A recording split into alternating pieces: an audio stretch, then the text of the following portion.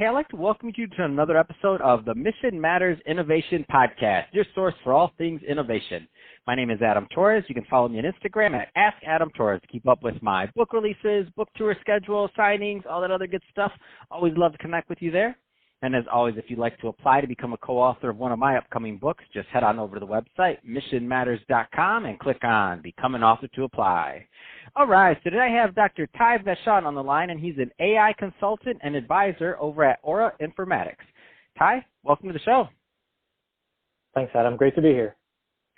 So excited to get into today's topics. We're going to talk about how AI can change radiology, but before we do that, I do want to go a little bit further into what you're doing over at ORA Informatics. So tell us a little bit more about the company, please. Yeah, thanks very much. So I've been creating an advising and consulting firm working with small and large companies, helping doctors help patients. That's awesome. And I think that's going to be a good transition, too, to get further into the subject of AI and what that can mean for radiology. So where do you want to start with that one? So many people don't know what happens after they have a CAT scan or an MRI or an ultrasound. Many people don't know what a radiologist even does. So what I'd like to talk about is how computer vision is helping my field of radiology. When people post a picture on Facebook, they're very accustomed to Facebook saying, oh, is this Bob or is this Tom? And they are confident that that answer is correct. And so over the last 5 years, there have been many companies, well over 100, that are trying to apply this kind of image recognition to find things in our CAT scans, in our MRIs, or our ultrasounds. So just to make sure I understand correctly, if you're a tag, so it's like being able to look at an ultrasound or look at the image and tag and say, oh, this could be XYZ right there, and to have the imaging to be smart enough to pick it out. Exactly. And so for one example, let's say a woman is pregnant and we want to try and find something on the baby inside. An algorithm could be trained to identify the gender. That could be something that could be done. Now, at this time, there are 67 FDA-approved algorithms for AI in radiology. Now, that's not one of them yet, but it's not to say that it couldn't. They focus more on more emergent things right now, like blood in the brain on a CAT scan and things like that. But these are the kind of things that you can train an algorithm to find my face. You can train an algorithm to find anything on a CAT scan or an MRI or X-ray. Man, that is so exciting.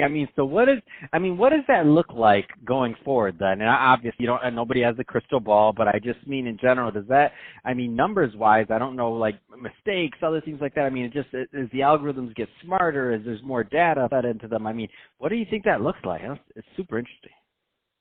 So in the short term, we're hoping to make the radiologist job, safer, more efficient, more effective. That is the short-term goal. But ultimately, sure, in 2, 3, 4, 5, 10 years, there will be things that will be measured by the computer that I couldn't even see in the first place, and now it's able to make very specific findings and recommendations. And I'll just give one example that's happening right now that I love.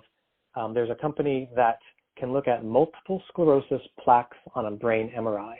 Now, these are very irregular shaped little things on the pictures, and it's really hard to measure these as a human being, but the computer can do a great job at that. And so if someone has multiple sclerosis and they use this MRI to evaluate it and they take a medicine, they can see if the medicine has a very subtle change in decreasing the amount of multiple sclerosis for that patient. That's something that humans just can't do, and this is a way that the computers can assist us in treating patients.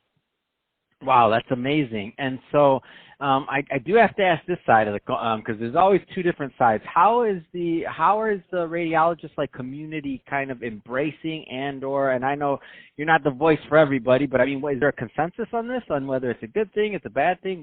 How's that looking? It's changed. About 5 years ago, there was a little bit of hesitancy. Could this be something gunning for our jobs? And as we've seen over the last several years, there's only 67 algorithms. To put in perspective, when I look at CAT scans and MRIs on a day's work, I probably need to know 20,000 things, let's just say. And so we have a long way to go for algorithms to do any significant part of my job. And in the short term, it's just going to help us answer really specific questions for specific patients. So you're exactly right. Like there was a little bit of hesitancy at first, but I think now there's an expectation for these things to kind of come along a little faster and see what they can do. So I think the ball is in the court of the AI developers to bring this to the radiology market. I think it's exciting. I mean, because normally when technologies like this are introduced to different things, I found that it just expands the market. Like the technologies get better, there's more things that can be done. Sometimes prices go down. It just depends. And people are more able to people are able to have access to the technology. Then I mean, sometimes it has that expansion effect. Whether that does or does not, this field yet has yet to be seen, but it has in some others. What is on the hospital side and on the other side of it? So let's get into that part. Are they kind of receptive to it, or I mean, how does that command work?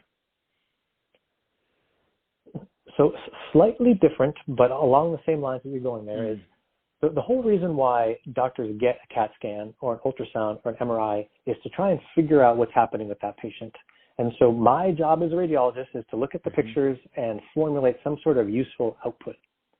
So I think medicine in general is very open to finding ways to collect data from a patient and getting usable output to help the patient on their journey.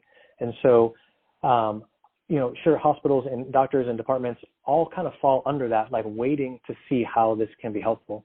So my multiple sclerosis example is one tiny sliver of taking like a patient who has something that we can help with and how we can help with all of us collaborating together, the neurologist, the primary care, the radiologist, the pharmacy giving the medicine, and the feedback loop there. And so you can, cut and copy those things a million times or 7 billion times, a lot of times. And so it's very scalable once we start to figure out ways to help patients with this technology. Man, this is exciting. I love it. I love having one of my favorite parts to do this podcast is having smart people out there that are working on problems in healthcare like this, or opportunity areas, I should say, in healthcare like this. Because hey, one thing's for certain, we're all aging right now. I'm like, when I need that one day, I wanna look at the chart and I want it to be just like Facebook. Like, you see that? You were tagged right here, and I'm like, oh man, tell me sure there wasn't a smudge, doctor.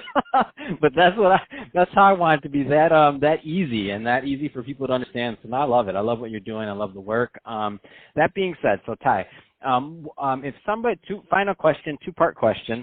So if somebody's listening to this and they want to learn more about ORA Informatics, what are the right type of institutions to connect to learn more and that makes sense typically to work and get information from ORA Informatics?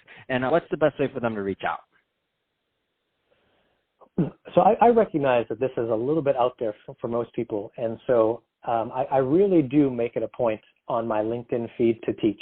So 1 to 2 times a week, I'm either finding another post or posting my own that's trying to bridge the gap between what most people know and what I think the future of medical imaging is going to present.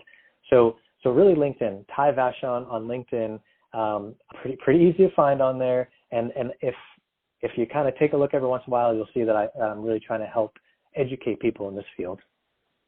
Fantastic. Well, Ty, really appreciate you coming on the show today and sharing more about your background and all the great work you're doing over at ORA Informatics. And to the audience, as always, thanks for tuning in. Hope you got a lot of value out of this. If you did, don't forget to subscribe to the show, leave us a review on the Apple iTunes Store, and if you're watching this on our YouTube channel, Mission Matters Innovation, definitely give us a subscribe there, but also leave us some comments on the video. Love to know what kind of projects and things that you're working on. And Ty, thanks again for coming on the show. Thanks very much.